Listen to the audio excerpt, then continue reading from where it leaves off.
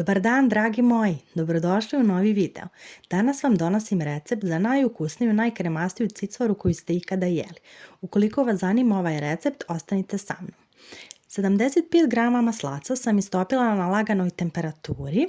Možete umjesto maslaca da koristite mast ili ulje po vašem izboru.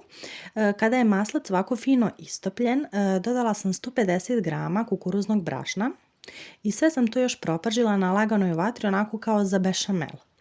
Poslije toga sam polako dodavala vodu i mlijeko. Dodala sam oko 2 decilitra vode i oko litru mlijeka.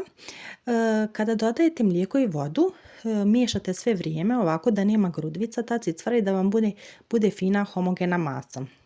Bitno da vam kažem da cicvara treba da vam bude rjeđa kada je gotova, zato što će se ona poslije stegnuti.